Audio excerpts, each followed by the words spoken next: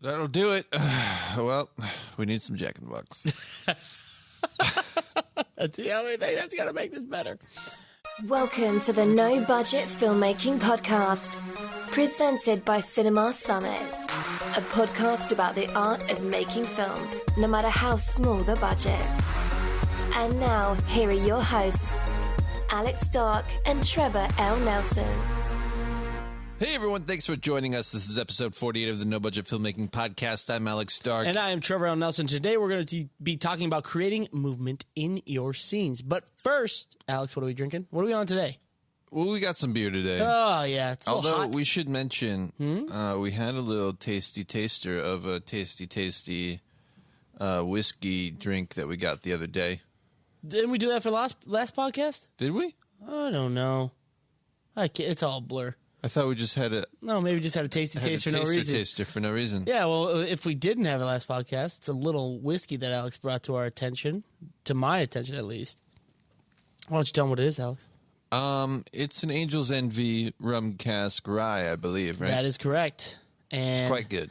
it is delicious. I'm a big fan of rum, and I don't mean like Captain Morgan rum.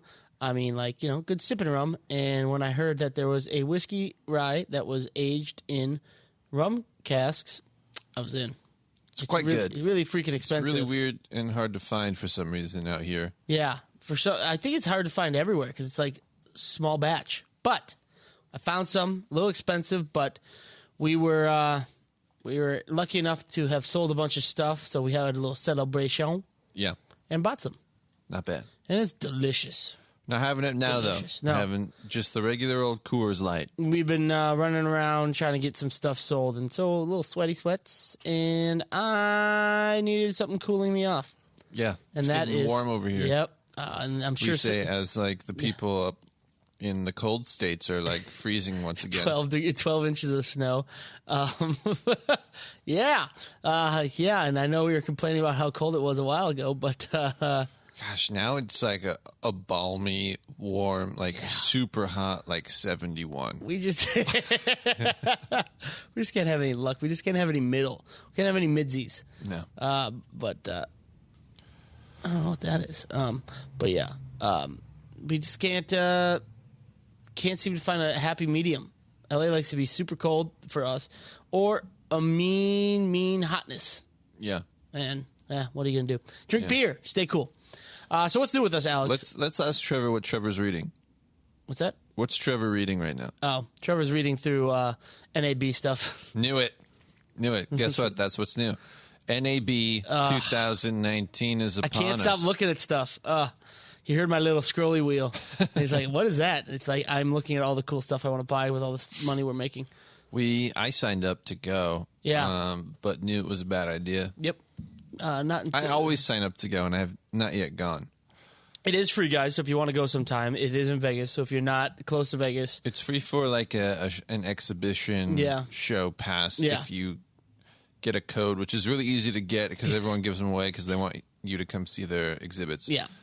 But then they have like workshops and special panels That and you have to like pay for. different types of passes you can get, and Bastards. it'll cost money. Yep. It's all business, guys. It's all They also business. have something called the Young Professional. We're neither program. of those. They call it YoPro, Oh, no. which I qualified for. I don't even know. You're not young. I know. They must You're have a definitely not liberal definition. professional. A liberal definition. Yeah. But I don't know what that is. I think it's just like you get access to like special thing for the youths. The youths. So if you don't know that NAB was going on, you're going to be hit with a lot of what's cool because they are announcing a lot of cool stuff that we want, but we can't buy because we still have to sell some more stuff. Yep. Yeah. And speaking of buying, we just got our GH5S. GH5S in his house. Which is cool. Big fan. We don't have a lens for it yet. No, but we did borrow a lens. Got to play around with it a little bit. Yeah, tested it out. Big fan. I you know what? I grew up, wet my filmmaking beak on the Canon DSLRs. That's gross. Yeah, I know. Wow. Yeah. I'm sorry. I apologize, guys. This is a family-friendly establishment. Okay. On the Canon DSLRs. Sure. And I got to say, the Panasonic DSLRs are much more intuitive and better laid out. They sure are. I mean, for many reasons. I get it. I get it when the not the GH5S, the 5D Mark II came out. Mm-hmm. It was like the beginning, like the first one. Yeah, it was the beginning of the 1080 HD shooting, right? Yeah. And so I understand if it was more still geared towards, photography. Yeah. But at this day and age, in this stage of Canon DSLRs, they know that they're being first used for video, yet they still are not intuitive for video. Panasonic GH5, beautiful red record button. Well, I'd be curious. I'd be curious to see the percentages of people that are using it primarily for photography. I think because I feel like Panasonic cameras have a really low group of people that are using it for photography. That's true. But Canon, I think actually they do. There are a bunch of photographers that buy Canon, but I don't know. I'm just curious about those numbers. Yeah, that's a good point. I guess Panasonic is better known for video work, so why they're not. Granted, there is a section in the user manual that talks about taking 4K images. So I mean, they do expect people to use it for a camera at some point, but I doubt a lot of people are buying a Panasonic GH5S for like, hey, guess what? Yeah, I feel like the buying mentality for Panasonic and even Sony, DSLRs is I'm going to buy this for a video camera, and as a special bonus, I get a still camera. Whereas Canon and Nikon cameras are still. I'm going to buy this as a still camera, and a special bonus, I can shoot video on it. Fine. You win this round. I don't know. Maybe not. Yeah. It'd be interesting to see. I get what you're saying, though. I still feel that a lot of people are buying these Canons for video work, and you think that the video would be a little bit. Well, see, the other thing is Canon has their swanky line of camcorders. Yeah. Which are affordable and probably better suited. True. Like the C200 shoots 4K, right? Mm-hmm. It's not. I mean, it's 420 or whatever, but whatever. Yeah. And it's got all the inputs and the whatnots for the audios and the. It's got like it's got like a flip out screeny instead of because like they don't even bother with their screens on the DSLRs, making them like viewable in different positions, like Panasonic does. Yeah, that's a fair point. It's weird. It's just one of those things where it makes you think they must not care about that market. I don't think that much. I really don't think they do. So we got the GH5S. Next up is going to buy a lens. We got we bought a sweet tripod, new to us. Oh yeah. But yes, we got to buy a lens and buy like the whole cage and all that fun stuff for the GH5S and enjoyable shit like that. So more buying, which is what the reason we are selling everything, so we can buy new stuff and make it awesome. And also, just a little thing. Went on our website today. If you guys haven't heard of it, I think we mentioned it before. It's Gigster. It's a good website. Great website for viewing locations. For getting upset that people own these houses only to film in them. Yeah. But I don't know. It didn't seem like it's in a lot of places, so I kind of like scrolled around just to see. It's certainly not in any places. It's like there's 4 locations in Las Vegas. There's like 1 in Death Valley. And maybe 1 in Utah. But, like, other than that, it's all California stuff. So I don't know if it's available to everyone. Yeah, maybe it's still rolling out to other places. Yeah. But it's very handy for anyone in L.A. It's unlike other location websites. It actually lists the prices, which is nice. If you go on any location listing website, it's like, great, here's all these awesome locations. Then you have to contact them and, like, see if it's even in your price range. But you'll notice on this particular website, the prices vary so drastically. So it's like, why you're wasting time looking at these other ones where it's like, you can't even afford that. It's not even close to your price range. And it's shocking. You're looking at the wrong ones. Yeah, and it's shocking how low some things are.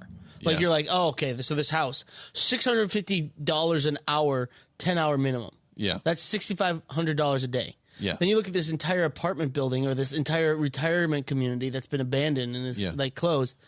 $150 an hour, 3-hour minimum. It's like, oh my gosh. Crazy differences.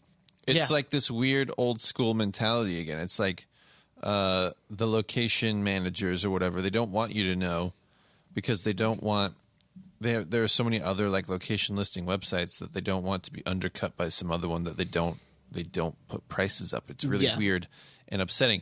I feel like Gigster is onto something. It needs to spread a little bit more. It needs a little bit more love. In my mind, it's great. It has a lot of houses and a lot of and it has a decent amount of like other random things, but it needs more locations in my mind that feel lived in. That's true. Or like used, because a lot of them are just like really modern or like almost like model homes that are just staged with stuff. It's like no one lives there. It's just staged with stuff, and it's just all like you could go there and straight up shoot like an IKEA catalog without ever bringing anything in because it's just like God, yeah. Like that. And granted, we did find some sweet locations that we want to use for future movies, and more importantly, we found 3 locations that we want to use for our little horror film that we're putting together. So pretty nice. Yeah. It's pretty sweet. I'm pretty excited. The expensive one is the elderly retirement home, and that's going to be pretty expensive, but if we play it right, we only need to shoot there for about 5 days. 5 days maybe. And then we're at the cheap places where it's like $86 an hour, $105 an hour. Yeah. Fantastic. Love it. And they look Plus, awesome. I think you can reach out to them and like contact them for a deal too. Yeah, and also probably contact them outside of it and get a cheaper deal because, of course, Gigster takes money. But hey, we want to support Gigster, so sure, keep doing what you're doing, Gigster. Yeah, we'll go through you. We're not going to go around you at all. No. So yeah, that's what we've been doing. We did that tonight, and it was pretty sweet. I was pretty stoked. It's getting me stoked on this script and this idea. We kind of changed it up a little bit. Alex wanted to make it a little more unique, and that led us to Gigster and some really cool stuff that I think mission accomplished for Alex. Mission accomplished. Yeah. All right. So what's our main? What are we talking about today? NAB. Yeah. Just talk about cool stuff. No. We're talking about movement in scenes. Now, either That's physical right. movement or acting movement or blocking movement, but movement within a scene so your scene and your frame is not boring. Yeah. Because, man, even when you're doing just a talk of like a back and forth conversation, you could have movement to keep it interesting, even a slight dolly in, push it on the dolly. But it's like any kind of stale camera work just makes it so much more boring. Yeah. Yeah. I think I always go back to this, I feel. When I worked in acquisitions and I was watching movies all day long, yeah, it was almost a sign of, should I keep watching this movie to see how they placed the cameras and what they did movement-wise and stuff? Like, was it just all static shots for an entire scene? Yeah. Did they move the camera? Was it motivated? Things like that. Mm-hmm. That's a big thing. Motivated. That is what we gotta. You remember this whole time we're talking motivation. Yeah, and I think there's, nowadays there's so many tools for you to move the camera. People can get carried away with it, even do too much movement. Yeah, I mean, for the longest time, it was the shaky cam was in because it made it seem more real, especially for horror films, especially with the found footage. Horror films, yeah. Or even, what's that movie I love? Collateral. That's a good point, yeah. Great movie. Lots of handheld. That was like shot on a broadcast-style camera. Yeah, and I think a lot of... oh, wait, no, that was the Thompson Viper, wasn't it? I don't know. It was shot on I think it was the Viper. A big old camera. But I think it also comes back to these TV shows that are super popular, like Modern Family. It uses like zooming during the scene. They use it as like a tool. Yeah, and they use it to make it seem more real or more documentary style. Yeah, and I think that's almost become it's a joke in itself. Think it's a joke now? Yeah, it's a joke. I mean, I think other things do it to like. Knowing that everyone knows that that's like a thing, Fair. It's Yeah. You do the whip pan and then like the crash zoom in. Yeah. And on someone like looking confused. Like for reaction or like, something. what the hell are you doing? Yeah. Yeah. So that's a little bit more manufactured. That's fair. Than I think something like Collateral, where they're just using it, and it's like they may be manufacturing some of it, but it's just like a guy holding a camera, and it's really hard. Yeah, so but with something like Collateral, they could easing put it on a Steadicam and make smooth shots. They are manufacturing in a way. They made a choice, but they're not necessarily like putting on their boat shoes and like putting on their boat shoes and going on a boat. Yeah, I don't know. Yeah, I mean, that's true.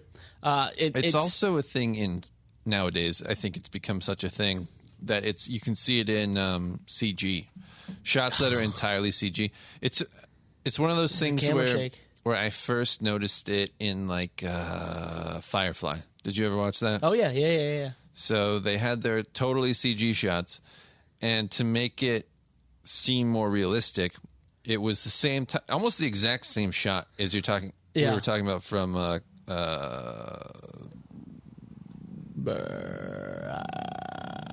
use your words. Modern Family. Oh, okay.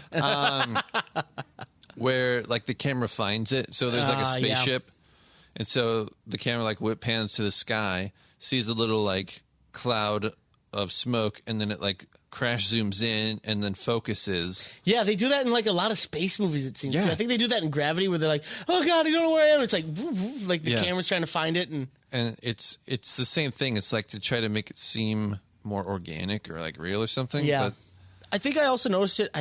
Correct me if I'm wrong. It's been a while since I've seen it, but in Iron Man, there's some scenes where like a bomb goes off and they shake the camera, so it seems like the camera's on the ground, and it really like makes it seem like there's a camera stage there rather than you're just watching in like a godlike status of just watching everything happen. Sure. Yeah. Same with the JJ camera shake from Star Trek. Lens flare and the camera shake. Yeah, he would go up and like whack the camera with his hands and just like rumble it for the camera shakes. Yeah, I mean, there's that kind of camera movement, and then there's also things like dollying, panning, all that kind of stuff. The stuff that would maybe be considered more sort of like classical, or even stuff that Spielberg does. Yeah, that old hat. What what is? If I'm trying to remember correctly, what Ballo told me about a motivated dolly move, and I think it was always in a tense scene you push in to kind of get closer to the tension and push in to get into the middle of it, almost like you're coming into a tense scene and you're kind of putting yourself in between the two conflicting sides. Sure. Well, when you dolly in also, it's almost like the space is closing in around the person because you're, it's making it claustrophobic. I mean, you got the crash zoom pan in or pull out crash zoom made famous by Hitchcock and like Vertigo and all that. Oh yeah, and that is like, what do they call that? Oh, there's a name for it. Yeah, but yeah, that's a good one. I'm going to look it up. The Vertigo dolly move. Yeah, dolly zoom. Let's see. It's called the dolly zoom. There we go. A Zolly. Zolly, that's it. A Zolly or a Hitchcock shot or Hunter shot. But it's called the Hitchcock zoom in Vertigo. And that is if nobody's seen Vertigo here, all right, pause this podcast and go watch Vertigo. It's a fantastic movie. Spoiler alert. It's by Hitchcock. Yeah, and spoiler alert, the guy in it has vertigo. Yeah. So spoiler alert, he uses the Hitchcock zoom or the Hitchcock shot or the Zolly to create this sense of discombobulation and like queasiness that one would get from vertigo. And that's a great way of using movement within a shot or a frame to really propel the story, make the audience feel even more emotion and feel more connected to not even the whole story as a whole, but just that shot or that scene. That's a great. I love that shot, and people use it now as a joke almost. But back then, it was like everyone was like, "Oh shit!" Yeah, it was great. It was great. It's pretty crazy. I mean, it's in a lot of movies, isn't it? It's in like Goodfellas. Yeah, I mean, all sorts of stuff. All right, so how do you motivate movement? Let's talk about that first before we get into all the different ways you can move stuff. Yeah. As a DP, what is your favorite way to move things? To motivate? To motivate a move. Like, well, I think one cool thing that I like to see is, establishing shots of like buildings or whatever. Yes.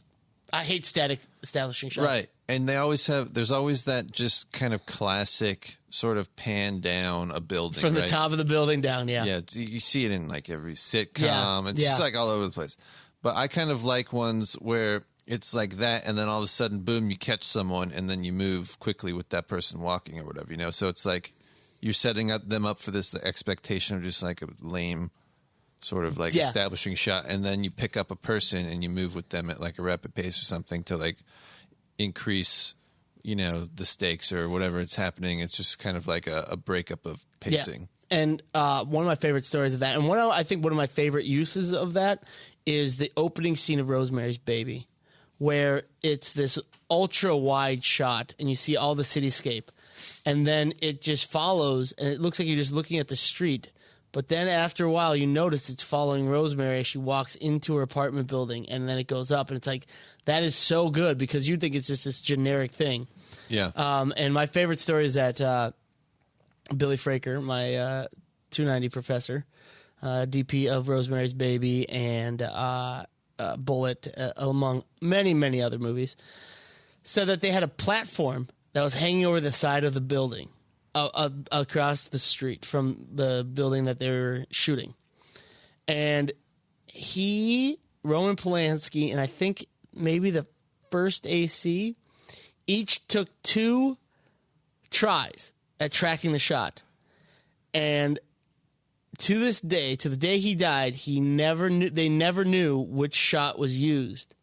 Because every time they did it, each one of them had their eyes closed because they were so scared. So they just did 6 takes, hope that one worked, and one did, and they don't know whose it was.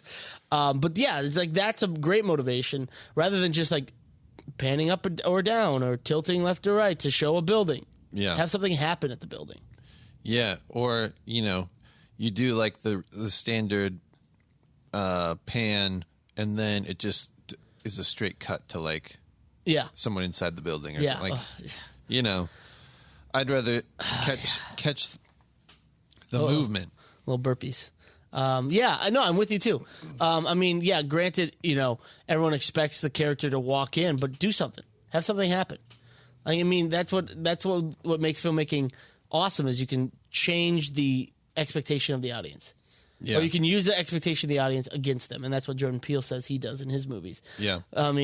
And in the same way, you can kind of do the opposite, right? Where you're starting following a character, let's say, like through their apartment, across the room, or maybe they're pacing back and forth on the phone. Yeah. And you're following them. And then at a certain point in the dialogue, the camera moves away from following them and just kind of like tilts and starts to focus on an object that's a key part of the scene or something, So it's like... It's very Hitchcockian. You're moving... You're starting on what could be kind of just a standard sort of scene and sort of moving away from it to inform the audience of something. Or you can use it to subvert the like almost in the beginning, like I said before, subvert the audience's expectations. I've seen it where it's starting on 2 people talking in an office, and then it's slowly dolly in, and they're talking. You're like, oh, these are the main characters, and then it just continues to dolly past them to someone sitting at their desk who is the actual main character, and everyone's like, oh, that's just being clever and whatever, but then it's like, oh, you just, from what those people were talking about at the water cooler, and this guy's face, when you dolly into him, you see that he's so bored with work and it's so mundane that you were able to build character right there. You were able to build a situation that wasn't just in an office building, it was in an office building where our main character hates his job and is bored by everything. Yeah. It's funny because I think some of the biggest, like, if you talk to film nerds, a lot of them will they have to be real big nerds though. You could go to a party and say, hey, what's your favorite movie, and talk to somebody for 10 minutes.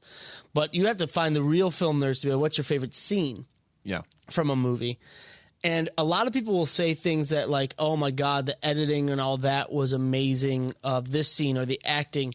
But rarely do they realize how important the camera movement is. Yeah. Like, think of like the hallway scene in Old Boy. Oh, man. So good. Awesome. And everyone's like, oh my God, being able to do that whole fight the whole time. Well, if you think about the camera moving back and forth and choreographing that and like following the actor perfectly when he was doing moves and all that. Or, I mean, I watched, this is, again, talk to a film nerd. Hey, me. Not a film specifically, but that tracking shot in True Detective Season 1 where it's the fight in the ghetto and then it like continues on over the fence. Yeah. And to the other side with one shot. And it's like, if you think about it, shots like that, the camera people, the camera department have to be just as choreographed as every one of the actors and director. Yeah. And they have to go through their whole thing and hand off things. And, that kind of stuff is cool, but it also is not just to be cool. It's to really either tell a story or make the basis for something. And it's very useful. Yeah. Yeah. I mean, there's kind of like this whole, I don't know. There's this whole idea of like doing one-ers, right? With a single shot. Yeah, which is, it's almost like a badge of honor or something. I feel like people want to. Yeah. Well, nowadays there's the crazy ones that are like, I'm going to make a whole movie that's a one-er, and that's just crazy. Guys, don't be dumb. But I think there's something really, really awesome about having a scene where there's no cutting or no perceived cuts, and you're just like in the shit with them basically as stuff's going down, like Children of Men. But see, that's the thing. That's the problem that I have with kind of this whole idea of like, the one shot's awesome and all that, because sometimes they use it, like they fake it just because they think it adds something to it. Like I never saw it, Birdman. Sure. Like, they tried to make it one shot. Saw that? No, I didn't. For some reason I never caught it. I don't know why. Oh man, it was good. I know, and I need to watch it. But it's like that's the kind of stuff where it's like, why did you need to do it one shot if you couldn't pull it off in one shot? Like, you know what I mean? Like, yeah, as somebody saw it, maybe I'm wrong. Maybe there's a lot of reason why they did it. But I don't think it needed to be. I just think, okay, it was a choice. Okay, but I think in that particular instance, and I think with a lot of movies, I think they feel they need to find a gimmick for their movie. Yeah, that's what I thought it was. Not to say that like every movie that tries to do the entire thing as a one-er is doing it just because it's a gimmick. I don't know. Yeah. But it's the same thing as like Soderbergh making movies with iPhones. It's like, that's a gimmick. Yeah. Maybe he doesn't mean it that way per se. I think he kind of does. And I think he probably got like some weird deal with Apple or something. Yeah. But I think that's kind of what that is. And I think it's the same kind of with one-er shots. I think it's more like the filmmakers being like, I want to do that. That seems cool. That flex their muscles and show how good they are. Like with True Detective, it's something, and Children of Men, it's something that gets brought up over and over and over again. Yeah. So you'll always free publicity be the almost. guy that did the cool over-the-fence one-er from True Detective. You know what I mean? Yeah, no, I get what you're saying. It's a badge of honor kind of thing. Yeah, yeah. And I guess to me, I run into the problem where it doesn't add anything to it, because we're talking here about adding movement to a scene to, increase attention, increase, excitement, increase. Yeah. And so I think the one-er in True Detective definitely increased excitement. Totally. I guess the fact that they tried to fake a one-er on Birdman, did it add anything in your opinion?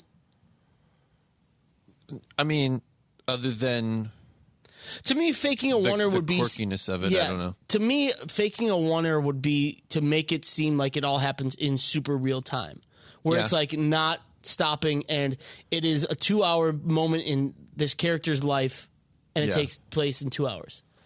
I feel like I did feel that for most of it. Okay, then it worked. It had kind of like a cool energy about it, and the soundtrack was really cool. It was almost this sort of like percussive, almost like moving with the camera in terms of like the beat and the pacing or whatever. Okay. So it was kind of cool in that way. I'll get on board with that then. There was one, man, it was one of those things in the movie, and leave us a comment if you feel the same. There was one shot where it was like a very clear edit. Really? Did they try? Do you think they were trying to hide it, or it was just like there's a clear edit? It was like this can't even. To me, it was like this can't even be counted as a movie that is trying to be a one take, even like mimic a one take, because it's so clearly an edit. It was a CG move. Interesting. Where they like moved from, I can't even like quite remember, but it was like the camera moved from outside. Okay. Across the street, like through a glass pane into the so he finchered it. Yeah, there was like some weird finchery thing. Okay. And it wasn't even that well done, I didn't think. And I was just like, what was that? You know? Yeah. That bothered me. Anyway. Yeah. I do think, though, for that one, there was something unique enough about it that I was like, okay. Then fine. I like it. That's okay. Then that's a motivation, and I'm okay with that. Rather than this idea of like,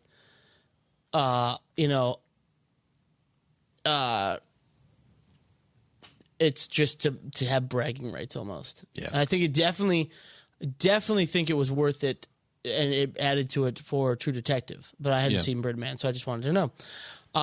But yeah, okay. So do you ever wonder? Speaking of, oh God. So if you ever, if any of you guys are interested in this type of stuff, you might want to check out something like American Cinematographer magazine. Love that magazine. Great magazine. And you'll see all these crazy rigs, right? That the filmmakers make just out of like pipes and rods and clamps and stuff, and they like attach it to cars in really weird spots, or they like, put it on top of a pole that it shouldn't be on, and they like hang it over, and they do this weird sort of like pulley system, you know, weird stuff, right? Yeah. And I'm sure it takes tons of planning. Yeah. And tons of prep, tons of setup. And I'd be curious. Yeah. To make a project, right? Yeah. Side by side. Okay. That does the same shot but doesn't use the rigs? Not necessarily side by side, but just like someone that does something simpler. Yeah.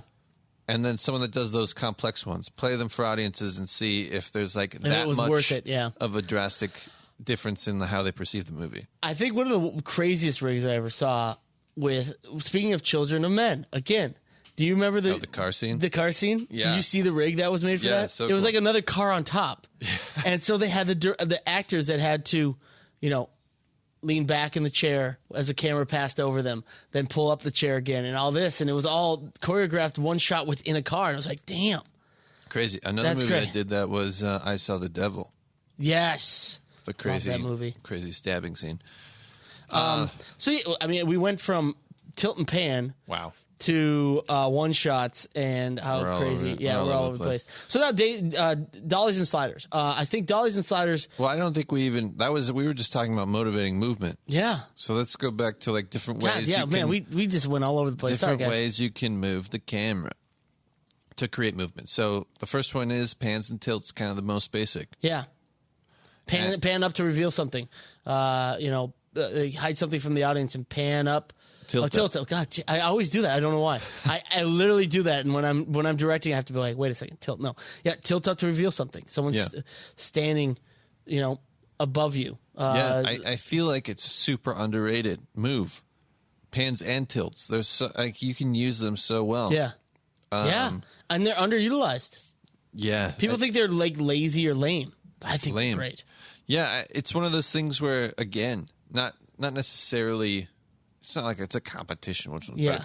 But like the idea of doing a slide on a slider and a pan. Yeah. I feel like in a lot of instances you could do a pan. It would take a fraction of the time. A lot less setup. And same result. Same result. Yeah. Obviously that's not true all the time because a slider will give you parallax in a different way. Mm-hmm.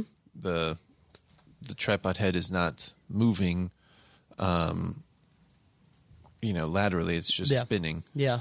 So you're getting a different, it's a different move, obviously. But I'm just saying it's something to consider more seriously while you're planning your shots, I think. Yeah. Now, do you think a pan and tilt are the biggest motivation for those are a reveal? Yeah. Like like we said, even if it's a simple reveal of an office building in the beginning, you want to bring everything. You want to show everything you can in frame that doesn't fit there. So you pan or tilt. So you have something happen off frame. You tilt up to reveal it, or you pan to the right to reveal something that happened. Yeah. I mean, that's like J.J. Abrams saying he wanted lens flares to always make it seem like something was happening off of frame. Yeah. So you always get like this idea of pan or tilt to reveal what was happening outside of the frame. Yeah. And there's also the idea of, following people. If you're on a long lens and the camera's kind of far away, you can do a pretty nice, follow of someone with just a pan. Yeah. And then there's also, so going back to kind of unexpected things. Did you ever watch Ozark? Love it. So there's that scene when he's walking up to his wife's office building or whatever.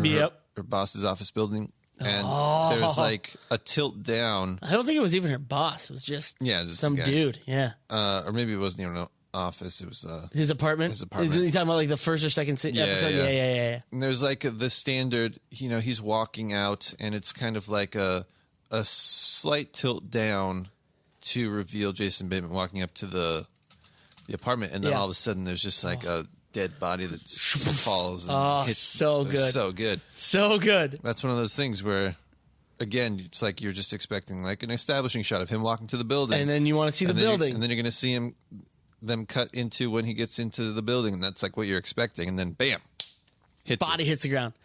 Fantastic. But the motivation could be to mess with your audience. It allows you, by moving the camera, you can also move the audience's gaze. So if you want to kind of hide something, you can move them away from it. Yeah. Like that. Like if you want to trick them into thinking, oh, you're just going to go look at the building and then boom, add some surprises. It gives you control over what the audience sees and feels. Yeah. A lot easier than you'd think with anything else. Yeah. I feel like next we should talk about handheld because it's also kind of one of the more basic ones. Yeah. And also, you can combine. You can do pans and tilts while it's on your shoulder. What? Yeah. And maybe not as smooth, but... Yeah, not as smooth. But JB Smooth.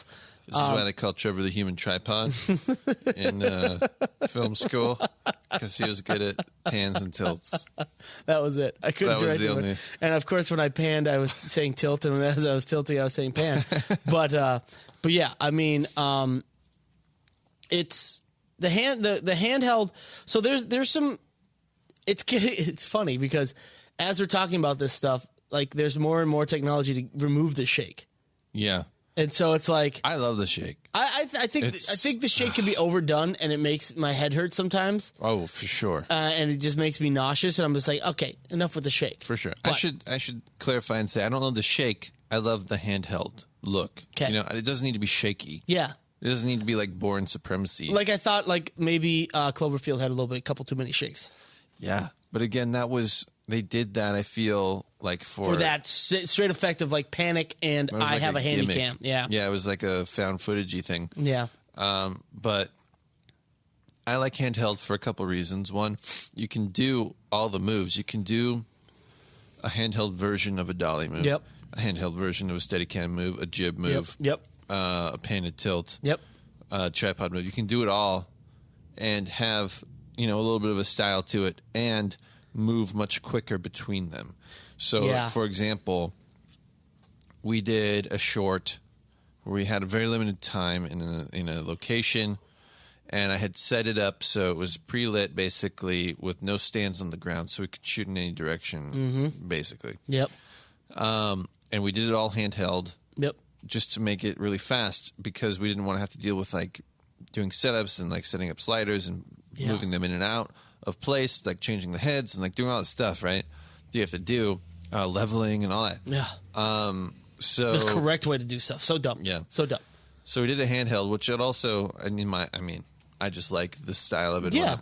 It wasn't shaky. It was just kind of had the slight like movement, the quite like the jitters almost. Yeah, and you're able to get one shot. Yeah. Stand up, move to the next shot, get it, do a little move that's like, because it's handheld, it's not quite as like I don't want to say static, but just like it's not quite as rigid. Still, I would say still, and like as like a normal pan, right?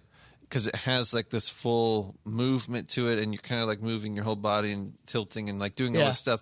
So you can do just a pan, and it feels different in my mind. Yeah. No, I'm totally with you.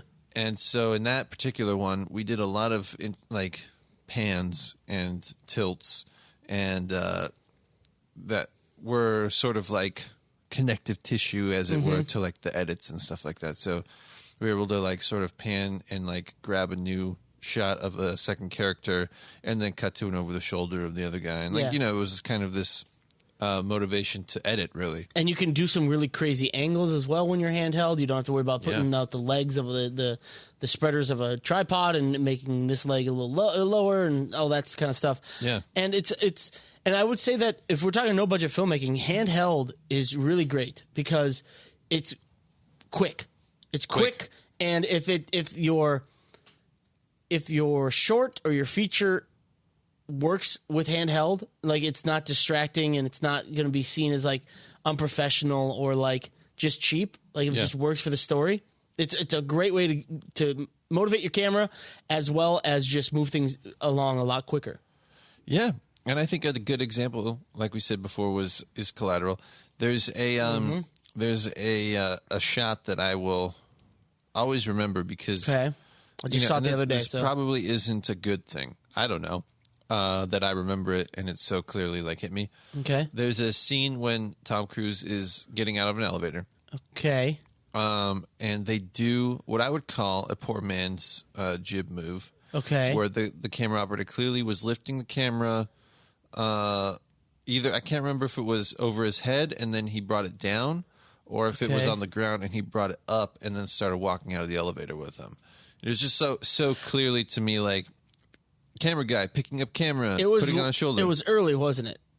Yeah, I think so. And I think it was it was low to high to reveal Tom Cruise. So you see the feet walking, and then it's like, oh, Tom Cruise. And it might have been the first time we see Tom Cruise because in the beginning of the movie, he's in that office building. Yeah. And then he gets picked up by Jamie Foxx when he's at Jada Pinkett Smith's office. Yeah, it could have been. And they could have been like, because, I mean, here you have Tom Cruise, super recognizable, bleach blonde hair, short hair, and a badass. I think it was, I may be completely wrong on this, but I think it was low to high. Yeah. And it still worked, though. It still workbut I was like, oh, man, that's crazy. They did like a jib shot and clearly a guy was just picking it up off the ground. Yeah. But it worked. It was kind of cool. I mean, I liked it. Yeah. Anyway. But yeah. I get what you're saying there.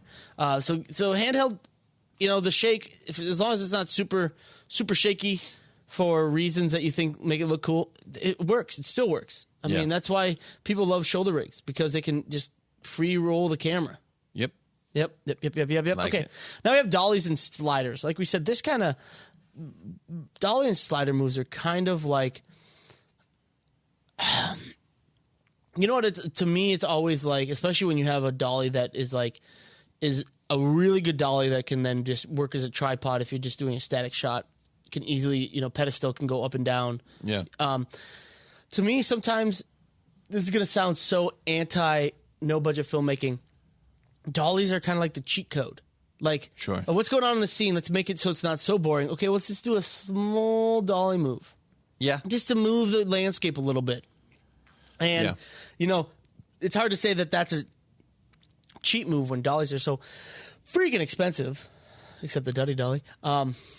Duty dolly. But like stuff like that. It's like, I feel like when, like, there's a lot of reasons you use a dolly move. Again, a reveal, or to follow along with someone on a walk and talk, or, to move really fast and follow along like a car or like an explosion or somebody running or something like that.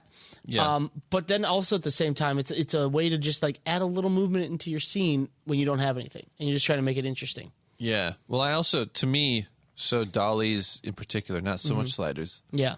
have a vibe of polish to it. Yes. More precision, I would say. So when you see them, they are, to me, it creates a vibe in the movie that's like this, like the filmmakers made this movie the best they could. You know, it was like they leveled every piece of track. Yep. They put out like 40 feet of track. Yeah. And this whole thing, and they like are pushing it. There's like marks, and you know, it's like it's a whole deal.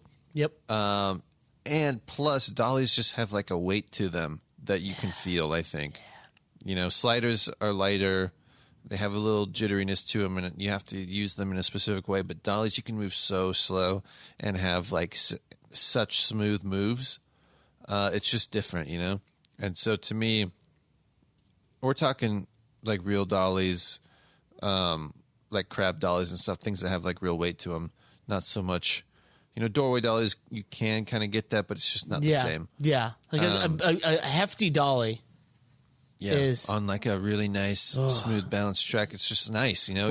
With baby powder on it, just smooth. To me, it means Hollywood, you know? And so to me, that means polished, and it's like a real movie. Yeah. But that being said, that's not to say that I think only movies that have dolly moves are real movies. Way to make everyone feel like shit for their movie. But I just think they're very specific. They take a lot of time. Yeah. You really, if you're going to use them, you have to use them right. So that means you have to level them. Mm-hmm. I mean, there's just so much that goes into it. And so there has to be reason for it almost. Yeah, there has to be reason for it. And, you know, there's specific people that are just dolly grips, you know, and they do that for a living. And because it's such like an important and specialized thing, it's something to consider, you know? Yeah. When you're going about it. Because I think sloppy dolly moves can be a sign of a low-budget film. You know, you might as well just not do a dolly. And that's why I say sometimes it just seems like it's a cop-out. It's like, we just need to put a little movement in here. Let's throw a dolly move in. Yeah. Especially when you have a doorway dolly that's like not super hard to put together, but shows that it's not hard to put together. Yeah. And because you're just bumpy and all that. And so I would say that a dolly move is, and like sliders is the same thing. It's like a kind of like a, I mean, for those who don't know, it's like a baby dolly. It's a baby. It's a baby dolly. And we do that. We do a lot of sliders when we are doing interviews, a second camera, just to kind of add movement and to make the frame pop. Sure. You know, like we said earlier, the dolly or the slider too, because it's, again, just a smaller miniaturized dolly basically, is to kind of like build tension, or like, you know, you can also use it as a reveal. Yeah. Dolly out or slide out and show something and, you know, create a bigger frame. But a lot of the times it is something that is used to kind of build tension, I would say, or ease tension. Like at the end of a think of The Godfather, when he's sitting in his chair in the very beginning, Marlon Brando, and the dolly pulls out to kind of just disconnect you from the evilness that is The Godfather, and just kind of put him into this like shadowy, like godlike figure. A great dolly move can really add a lot of emotion to a shot. Yeah, and I think sliders nowadays have become so popular because they are so much smaller. They're easier to set up. Yep. The track is usually speed rail or some type of other sort of steel bar or something. Mm-hmm. So you can't really have long dolly moves necessarily. Yeah. Because real dolly track is machined to connect and be almost like as seamless as possible. Yeah. When it's moved across. But when you can't necessarily do that with two pieces of speed rail. No. And expect there not to be like a groove that you thwap over. Oh, and you'll feel it. You'll feel it. So slider moves are usually shorter. Yep. Slower. I mean, they're just kind of like accent pieces. Mm-hmm. It's harder to do. It's, to me, it's like hard to get like a grand feeling out of a slide. Yeah, I think we did it okay in that one when we shot the promo video for Kill Me Next. Yeah. That was a pretty good one. I like that one. Yeah.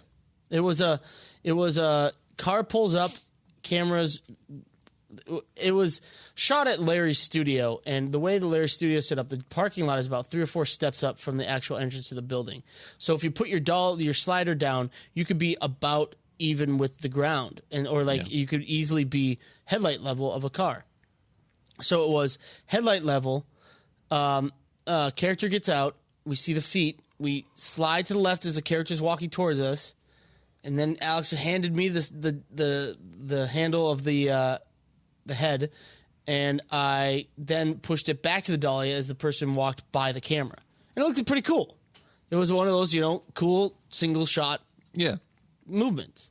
Yeah. So I think there's ways to sort of try to push it a little bit, but for the most part, I think it's like Alex said, it's an accent piece. You're not going to do a lot with a slider because they are so short. You can do one of those slow, small push-ins or like pull-outs. Yeah.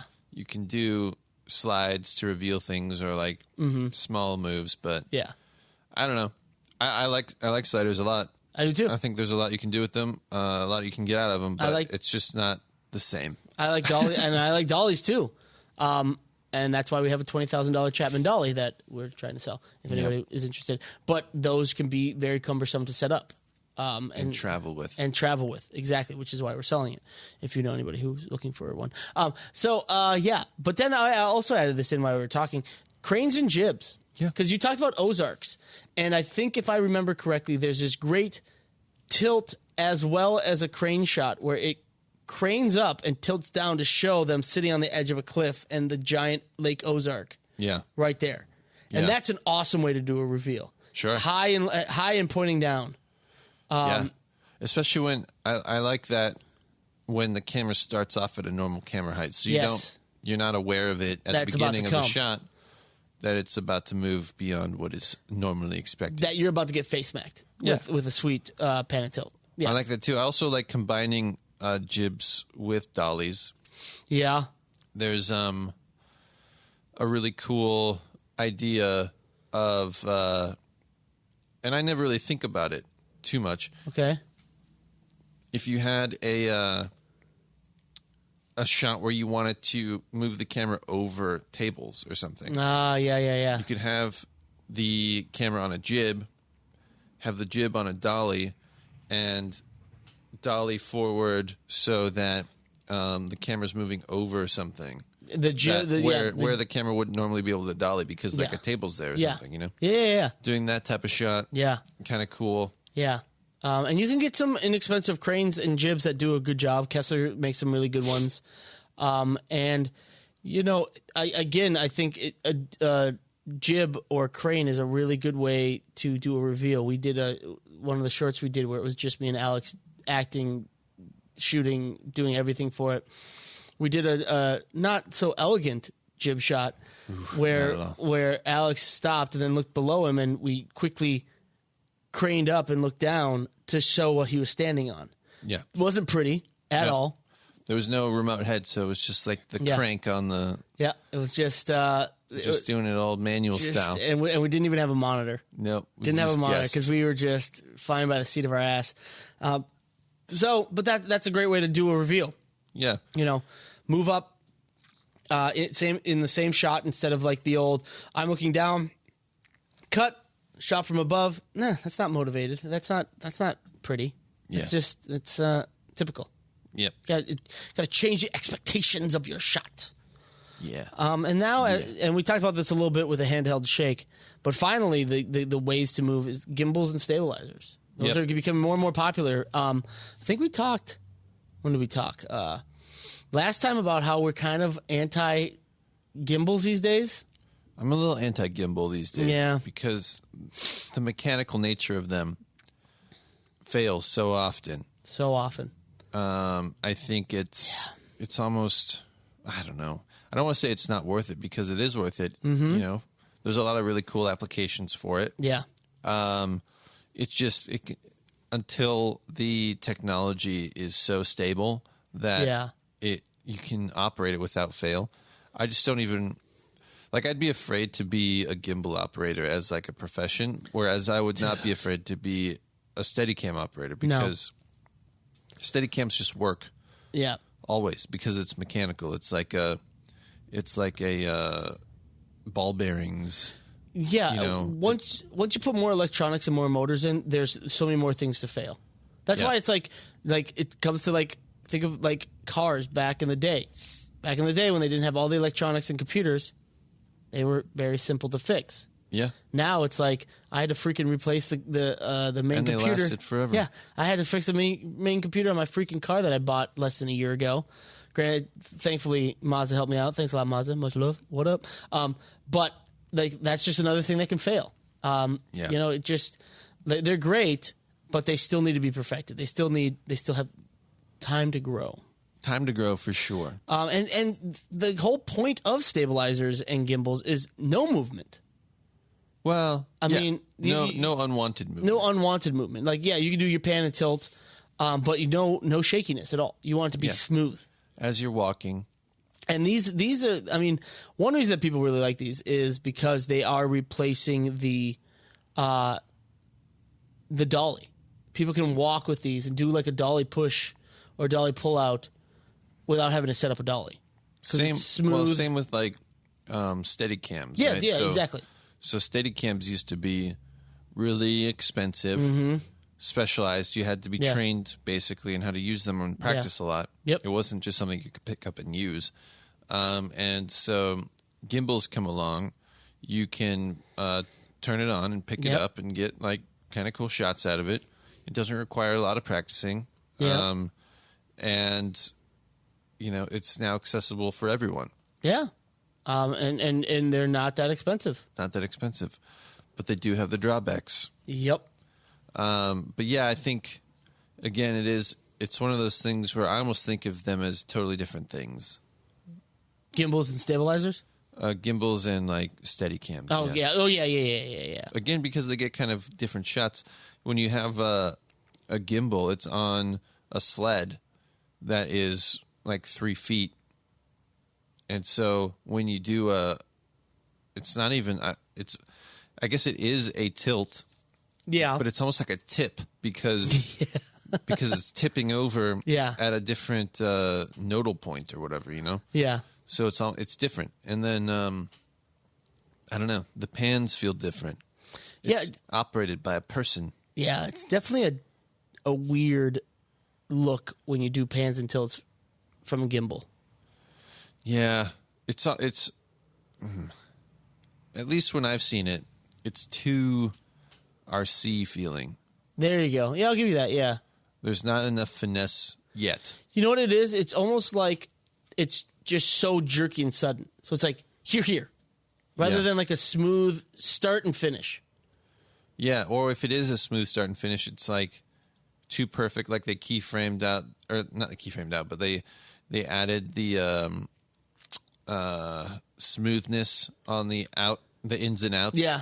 So when they push the joystick, it like feathers in at the same rate that it feathers out at the end, and it's just like too perfect, or like there's like it's too perfect. There's an uncanniness to it. Yeah. That isn't quite organic.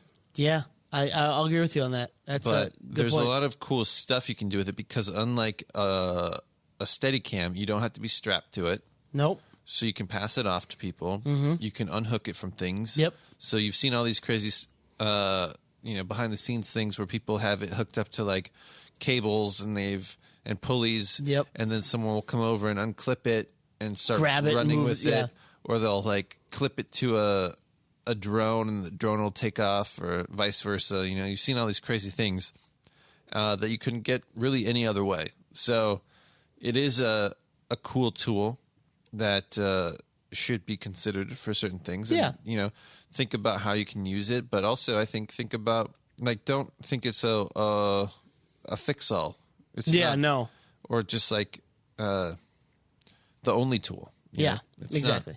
And they can fail.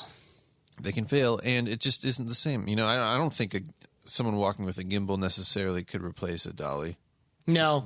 I mean, they try to, but no, I don't think so. Yeah. I love a dolly. It just has a different look. Like the background and the surrounding area around it just looks smoother almost on a dolly. Oh yeah, yeah, sure. yeah. So that's how you get movement in your thing, at least from technical standpoints. Yeah. There is also ways in just moving your actors, blocking it out. Sure. You know, if somebody, just think about your daily life. If you are like me, you are always multitasking or have ADD or something like that. So I tend to be doing something when I'm talking to people. I tend to be cleaning up the kitchen or moving stuff around and having conversations. So just think about how you can go about moving your actors in the frame to give some movement without moving the camera. You know, have an actor get up and walk away if they're really upset while they're still talking, but then come back before they leave the frame. Yeah. Have your actors go from standing to seated. Have them do something on the screen that just makes it seem like it's a part of life rather than them acting it out like a play or like a monologue. Yeah. Yeah. And there's something, so I think there's a couple different ways people go about this. Maybe I'm wrong.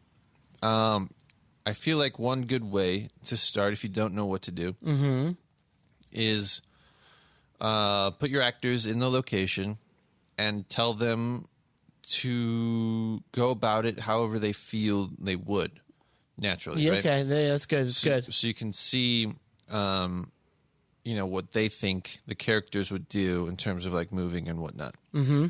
Then from there, you can work around them and say, okay, if they will move on this, they like to move on this line, and I can swing around over here, and do a slider move over here, and kind of like build it around what they've created. Yeah, and this is why movies take so long. You rehearse this, you block this, and then you shoot one scene. Alternatively, you could have it all prepared ahead of time, and just tell the actors where to go because you know already what you want to do and where you want them to be. Or you need them to be someplace. Like if you need them to be like at the door by the time they finish because they're going to open the door right as someone's about to knock and reveal this person. Yeah. So there are some motivations of like moving an actor to move the story and the scene along that you need them to do. And that in that case, you have to tell them it can't be all organic. It has to be like you have to end here. Now, if it's, we start here, end here, however you want to get there is fine. That's great. But just remember, you got to also, if you're going to do some close-ups or some pickup shots, you're going to also have to edit this together. So they're going to have to be pretty consistent with their movements so that you can get it in another angle. Yeah.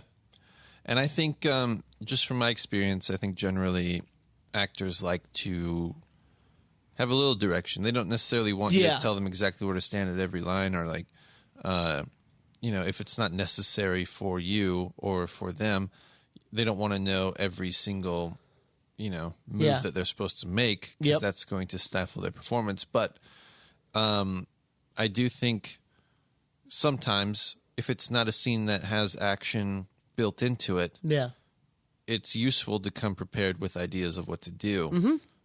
But then you can always ask them or like start it out by having them walk through it, knowing that if you don't like what they've decided to do or they couldn't come up with anything, you have backups and then you're able to implement those. And it's... Yeah, I think one thing you could say, when I always say this to actors when you're trying to implement movement that's not in the script or not needed to be at an ending point, it's like, does that feel natural? Because if it doesn't feel natural for them, it'll show up on screen. What am I doing with my hands? Yeah, exactly. Sit on them. Shut up. But no, it's something like that. Like if it's not natural, the movement's not natural, it will show itself and it'll look bad. Yeah. So definitely talk to the actor while you're doing this movement, and especially if you add a day of or as you're filming with them and going through rehearsals. Say, hey, does this feel natural to you? Do you think your character would, slowly tap a knife on the counter because they're very upset? Something like that. But just talk to your actors. They'll listen. They'll talk and work with you. All right. I think we should wrap it up. Yeah. How long was that? Well, according to my watch, we're at an hour 14. Oh, God, guys, I'm so sorry. Real quick before I forget, look up a one take that they did for Kidding that, that's pretty good. It worked. One shot worked through multiple seasons and years. And it was just all about blocking and everyone, all hands on deck. You move this prop here, this camera goes here. We're good. There's no dialogue, so we're going to call out who needs to move where at what time, but it's an awesome use of a one shot to show the passage of time rather than just cutting through a montage. Yeah. It was like a one shot montage. It was fantastic. Just look it up. You'll find it on YouTube. But we'll keep moving forward onto what's cool. So what's cool, Alex?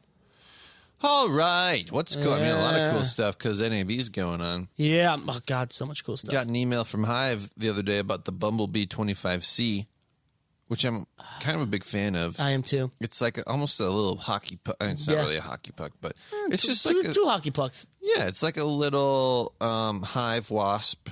It's a quarter of the power.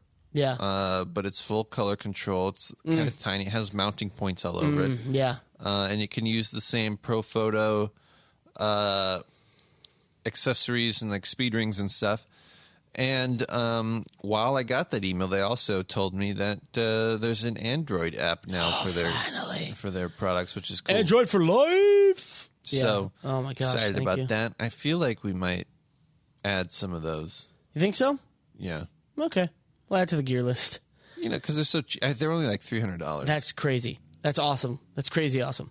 Yeah. I got the Canon Sumire PL Primes. They just announced these and they're showing them off at NAB. It's a set of what do we got here? I think it's 7 lenses. Yeah. They got 11 blade iris. Yep. The color tone is unified throughout all the lenses. Sure. And as it should be. As it should be, and it's $7,500 a lens. Right about that.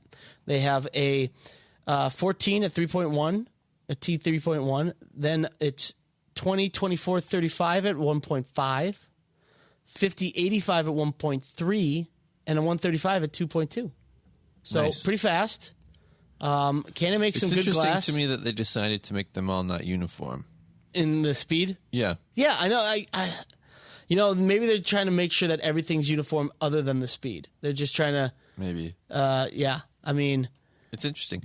They also... I read a different article about it where they were talking about how they wanted the lenses to give a more sort of filmic look, like a softer look than some of their other lenses. Yeah. And so some people were questioning if these were the new K35s, which are these cool old school vintage Canon primes that they used to make that had like a coating on it that gave it a look that you can't really recreate. They're like very well-known lenses, vintage lenses that are very popular now. Very popular. And so people were like, oh man, are these the new, are these like K35s? For the new age? But Canon was like, no, they're different.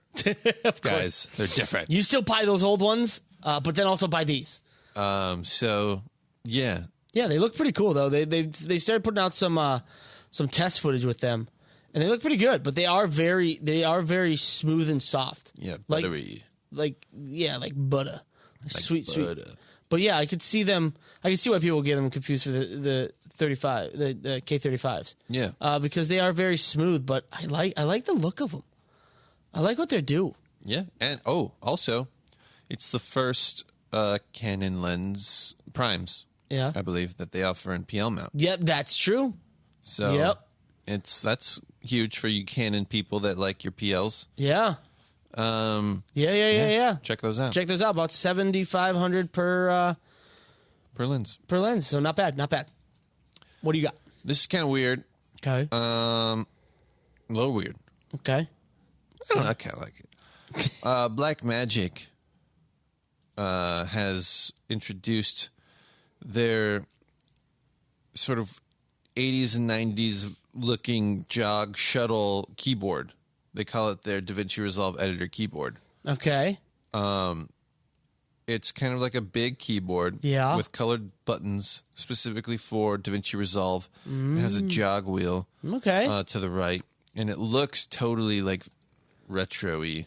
Just in that... Yeah, it does. It's like a big, chunky keyboard. Yeah, with the handrest built in. With the handrest, with like the colored keys sporadically sprinkled about. So, I don't know who might want this, but it's kind of interesting, but it's $1,025, which seems... Wait, what? Unreal. What? Yeah. $1,000 for a keyboard with a jog wheel? Yeah. Get the F out of here. I know. Who do you think you are, Black Magic? I know. Interesting. But also, I guess I should note that they've added, they always do like a press conference, like a live release Apple style kind of thing. And so they also announced that they have a new battery grip for the Pocket 4K camera. Yes. It's $245. They also have added scope and calibration capabilities to its new SDI to HDMI converter. Nice. Nice. Black Magic coming out with some stuff. A few things. Oh, I also saw, I don't have it on here, but they announced a thing that you can hook up to a monitor. Okay. To create what they call a dream color monitor from any monitor. So it would automatically calibrate? You can use normal calibration tools, but it gives a higher level of color calibration than your monitor normally has built in. And it also can include then scopes. You can add scopes to it. Oh, I mean, it's got to have at least a. It's got to have at least a kind of a list of what it's compatible with, because if your monitor doesn't have the range of a Dream, Yeah. Right. Interesting. No, I mean I don't know. Trying to look this up again. I don't know if it's It just. I think it was the. What was it? Resolve 16. We got the editor keyboard. What else? I don't know. I'm not seeing it.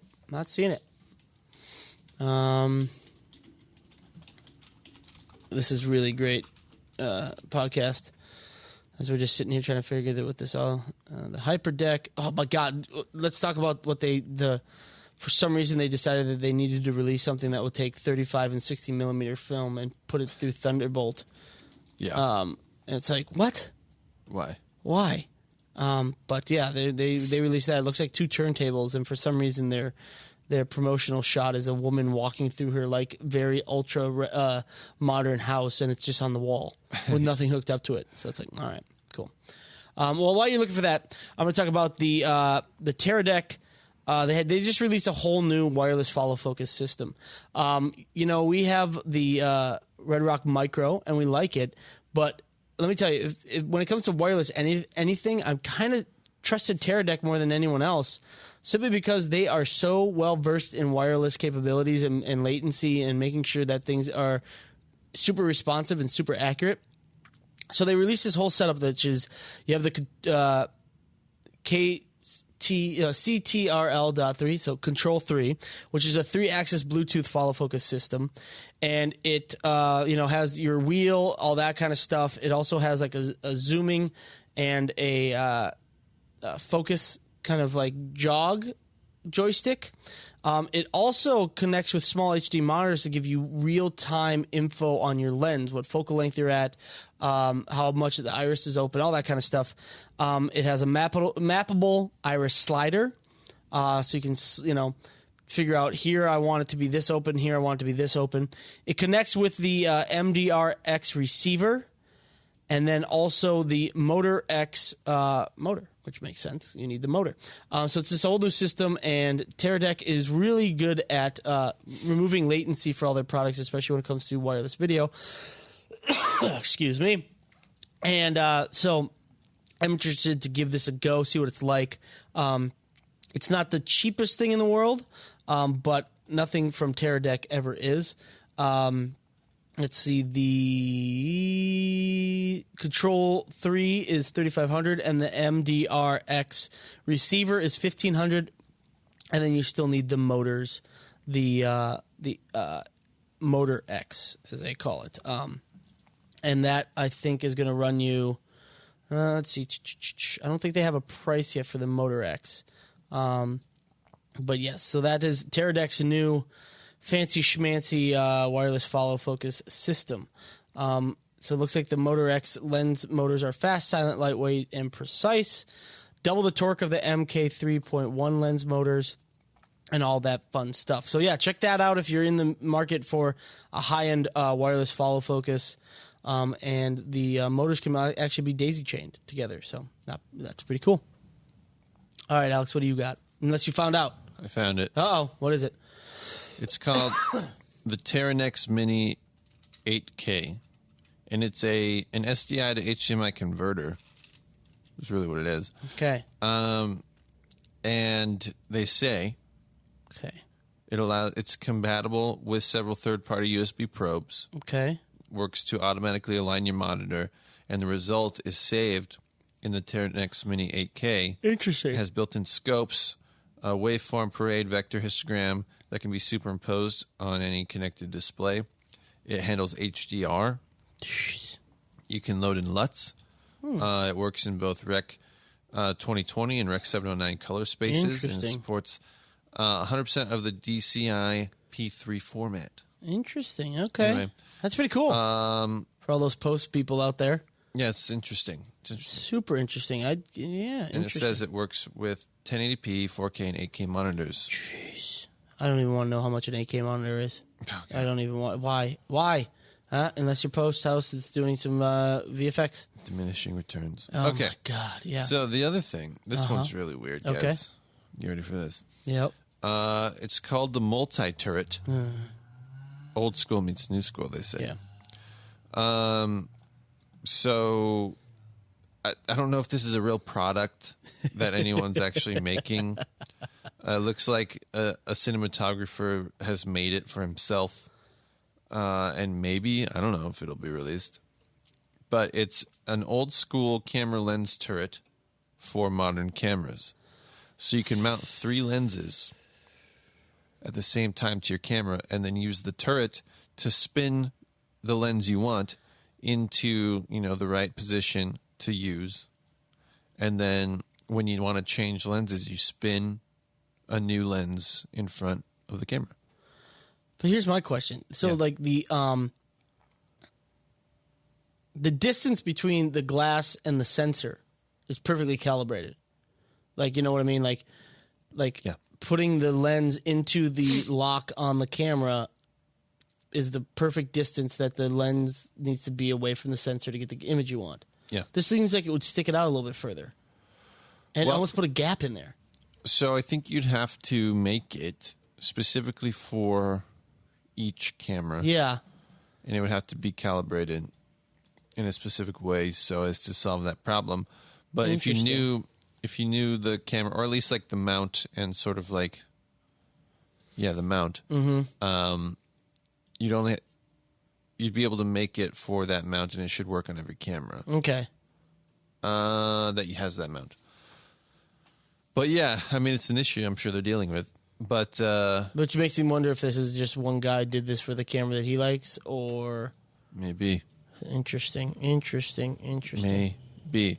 Okay. But it's an interesting idea. A lot of cameras used that back in the day, the Arri 2C type cameras. Yeah. Or the what was it? I mean, all those TV cameras did too. The Bolexes had them, I think. Some of them, and the broadcast cameras. You'd see them all on TV stations. Yeah. Yeah. Interesting. I had a Russian camera that had it. That's right. It makes sense to me if you have the camera on sticks. It doesn't make sense if you have the camera on your shoulder.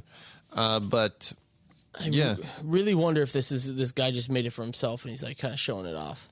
Could be. Okay. All right. Well, I want to steal one of Alex's what's cool, since he found so many with NAB and he was killing it. The Tokina Cinema Vista Prime Vista Ones. The Vista Ones. Yeah, they're so cool. they're a limited edition of the Vista Primes from Tokina, and they are new single-coated front element and a new look to the lens barrel. Yeah. Now, I'm not so big that I'd have to spend all this money on a new look, but I do like the new single-coated front element, and that single coating allows for a reduction in contrast and an increase in lens flare. Yeah. When off-axis lighting is used. So J.J. Abrams is going to be all about these. About it. And these, the new look is like I would say like a gunmetal gray with blue and white lens markings. Yeah. And the kicker is that you have to buy a 6 complete lens set. You can't buy these individually, these limited editions. editions. Yeah. It's a 18, 25, 35, 50, 85, 105. All T 1.5. So maybe the color's a little off because they went for the speed the same, unlike Canon. Maybe. I mean, they look cool, though. They look awesome. And also no pricing is really available. Of course not. So and gotta wait for that. They're going to be super expensive. Oh, yeah, they are. They are sexy, I will say that. I mean, yeah. Let me just do a comparison. Let's see. A Vista Prime, a 35 T1 Vista Prime is $5,000. Not bad.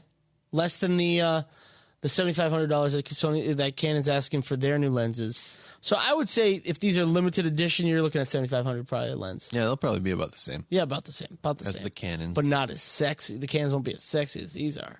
Yeah, it's hard to deny that. Except that the 105 regular Vista Prime is $7,500 already, so that's going to be about $10,000. So you're looking at probably $75,000. Yeah. Yeah. Ooh, sexy. All right, last but not least, Yep. I have the Aperture COB 300D Mark II. Oh. We like Aperture. Sure, yeah, Aperture. I mean, they're very, Sure, yeah. they're very Okay. popular. And, you know, they make a lot of high-powered dish LED lights that people like because they're inexpensive and they're nice quality and they have good color rendering and all that kind of stuff. But some people had some issues with the original 300D. Yeah. Because mostly I think it had to do with like the controller and the power supply ballast and all that kind of stuff. All the cables you had to connect and everything like that. Yeah. And so they've cleaned that up. They've made a revised controller with an integrated ballast. Okay. It's 20% brighter. Oh, wow. Which is nice. Yeah. Usable with a single battery when it's at 50% brightness. Nice. And it has streamlined cable management and new controller mounting options to make it just more sort of clean and neat. Okay. Not bad. Which I think people will like. Yeah. It also has built-in Wi-Fi antennas, so you can control it from your Not bad. phone. Probably iPhone only right now. Maybe.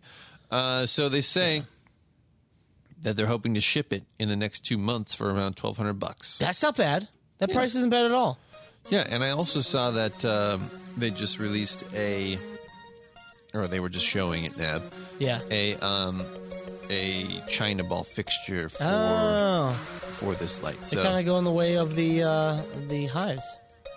Yeah, I mean they always have had some cool accessories and stuff, and I mean nice little China ball. Can't hate on that. I mean that's not bad, guys. I mean that's super bright for that price too. It is, yeah. I mean, it's getting more and more common that you can control these things with your phone, but that's always nice to hear that they're still putting out ones where it's like, hey, you know what? Just to let you know, you can do this with your phone. Not bad. Yeah. All right. Well, all right. I think that's going to do it for this episode. What do you think? Think we're good? so. All right. Yep. Thank you for joining us. You can get the show notes for this episode by visiting nobudgetfilmmaking.com/episode 48. Don't forget to hop on over to iTunes and subscribe to our podcast.